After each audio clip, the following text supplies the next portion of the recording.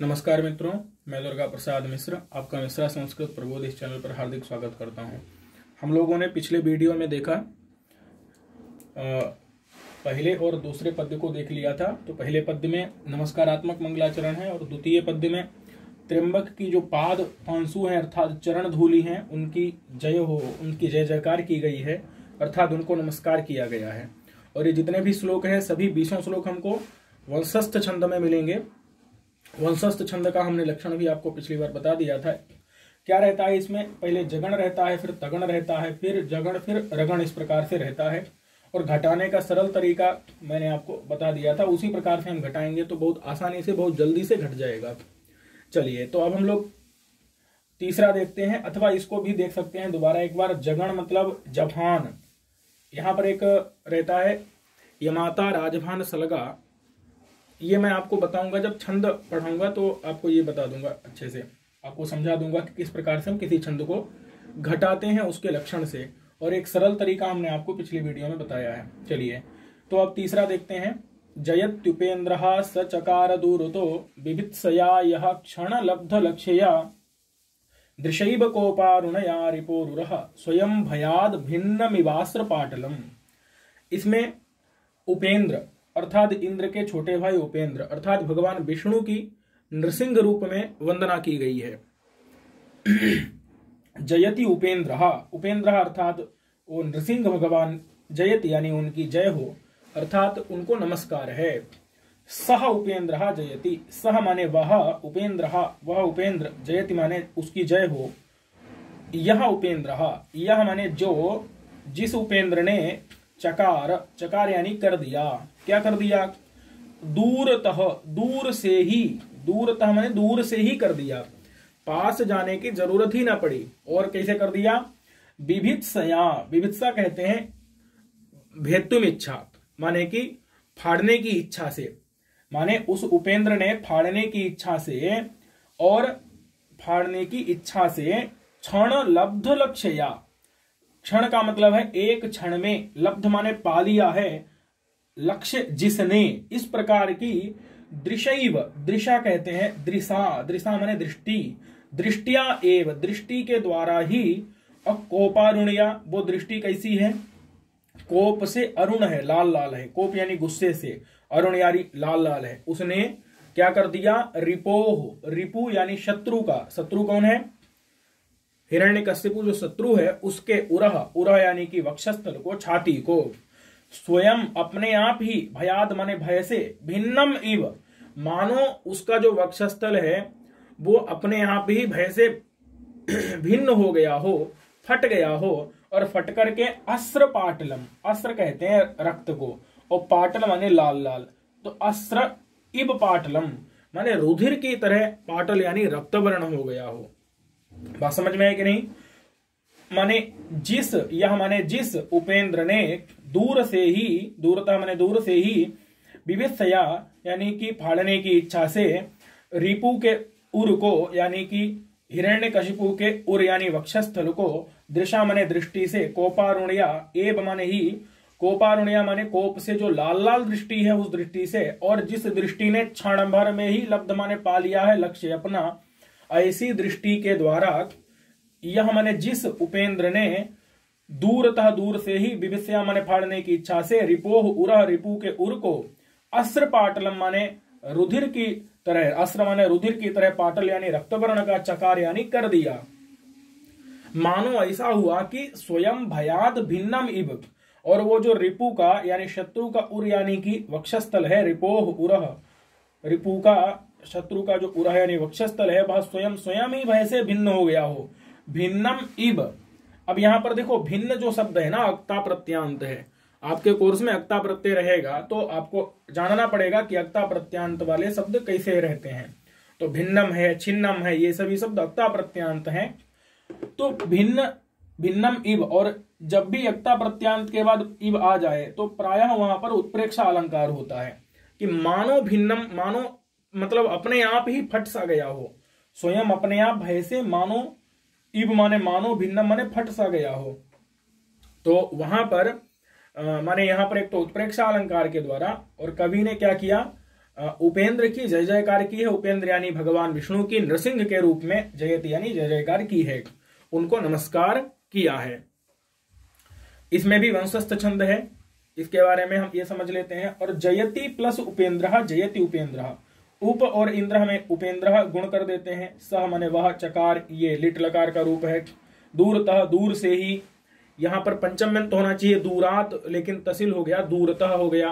विभित्सया, ये सन प्रत्यय करेंगे पहले भिद से, फिर इसका ये तृतीया में रूप है, के द्वारा माने फाड़ने की इच्छा के द्वारा, विदीर्ण करने की इच्छा के द्वारा। यह क्षण लब्ध लक्ष्या, ये विशेषण है दृशा का, दृशा का। कोपारुणिया, ये भी तृतीया एक वचन है, ये भी दृशा का विशेषण है। यानी कि ये दृशा माने दृष्टि कैसी है जिसने क्षण भर में ही लब्ध माने पा लिया है अपना लक्ष्य। और कोप से अरुण है कौन, दृशा माने दृष्टि। और उसके द्वारा रिपु का उर, रिपोह में षष्ठी है, उसका उरह माने वक्षस्थल। स्वयं माने अपने आप ही, भयात पंचमी है, अपने आप ही भय से। भिन्नम इव, भिन्न सा हो गया, फट सा गया। और अस्त्र पाटलम में यहाँ पर उपमान यानी सामान्य वचन ही से समास हो जाएगा। अस्त्र उपमान है, और इसके जो उरह माने वक्षस्थल की उपमा किससे दी गई है, अस्त्र से। अस्त्र यानी रुधिर से, जैसे रुधिर लाल लाल होता है, पाटल होता है, उसी प्रकार से ये उरह भी लाल लाल हो गया फट करके।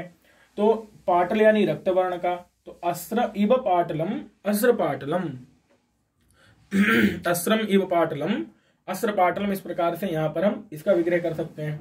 उपमान यानी सामान्य वचन ही से, यानी उपमान पूर्व पद में रहेगा और उत्तर पद में सामान्य साधारण धर्म रहेगा।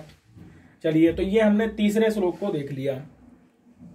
अब चौथा श्लोक देखते हैं। नमामि भरवोश्चरणाम्बुजद्वयम् सशेखरैर्मौखरिभिः कृतार्चनम् समस्त सामंत किरीट वेदिका विटंक पीठोल्लुठितारुणांगुली।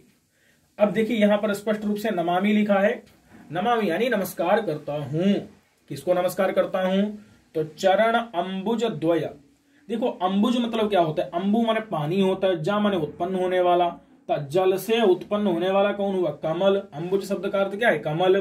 द्वय माने दो, तो चरण कमल द्वय, अंबुज माने कमल, तो दो, द्वय माने दो, चरण कमल, दो चरण कमलों को।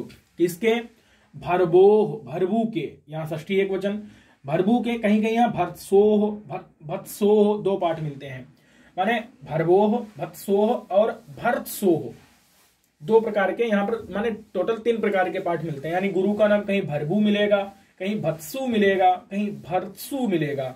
तो भरबू या भर्तसु जो भी हैं, उनके चरण कमल द्वय को नमामि यानी नमस्कार करता हूं।